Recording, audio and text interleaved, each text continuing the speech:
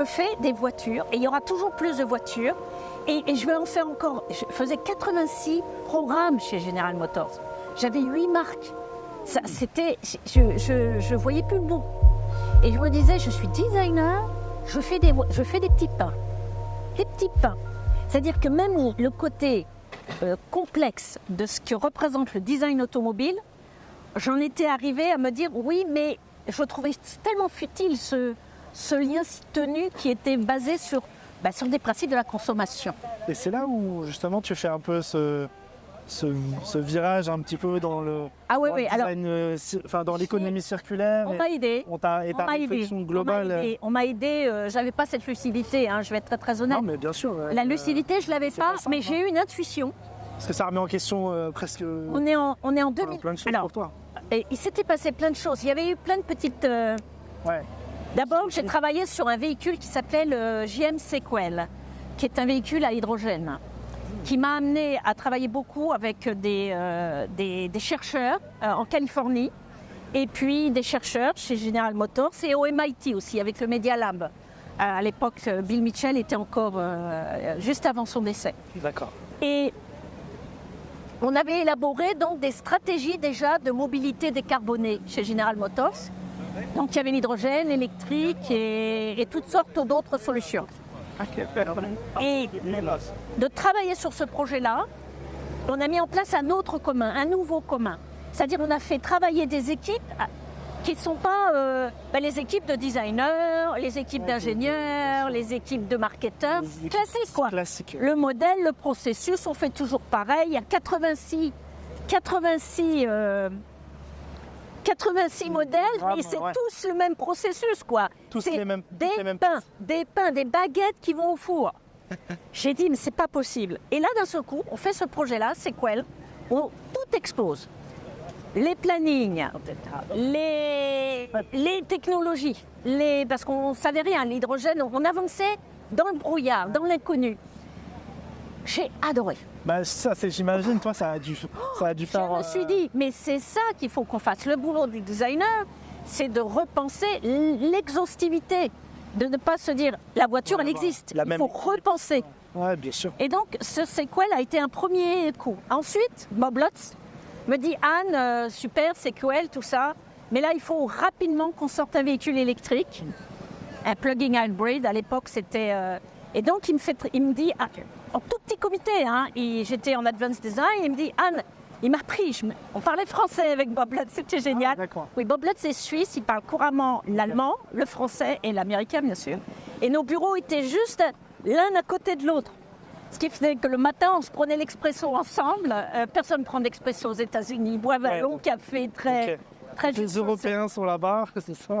Et il me parlait en français, ce qui était parfois un peu rude pour les personnes autour, parce que ça faisait un rapport un peu exclusif dans l'échange.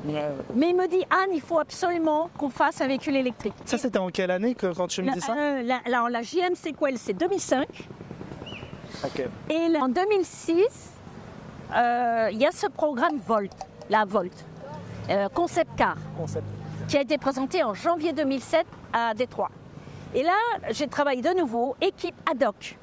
C'est-à-dire, on va chercher le meilleur de là, le meilleur de là, et on fait un petit plateau, et on fait vraiment... Mode start-up un peu? La petite start-up, exactement. Et là, circuit court, presque personne pour décider pour aller vite. Et là, et puis cet écœurement dont j'ai parlé précédemment. Et là, je me suis dit, Anne, il faut que je fasse quelque chose. J'avais, je sais pas, j'étais entre 40 et 50, mais dans la quarantaine. Et je me suis dit, si je veux faire encore quelque chose, et pas finir comme un head of design, que j'étais déjà de l'automobile, il me fallait faire autre chose. Alors, ça s'est quand même pas fait d'un coup. Non, mais j'imagine, c'est pas... Je voulais rentrer en Europe. J'ai interviewé chez Audi, chez Mercedes, chez Volvo. Et je vais être très honnête, j'ai un mari catalan qui adore le soleil de la Catalogne. Et les 3 endroits où on devait aller, Ingolstadt, Stuttgart ou Göteborg. Ouais, c'était pas ça. Ouais, après, ici, il y a Cupra. C'était eux qui me proposaient. Et il faut savoir que j'étais une des premières femmes à faire du design automobile. Ça aussi, c'est un outil. Et donc, les pays nordiques j'avais beaucoup plus confiance dans la capacité au fait qu'il serait sérieux à me donner vraiment des responsabilités. Et faut savoir que moi j'ai évolué dans un monde où dès le début on n'y croyait pas que j'allais faire du design automobile, quoi. Les patrons ne renvoyaient pas tout de suite, immédiatement, une image de confiance que j'étais la personne qui allait le faire.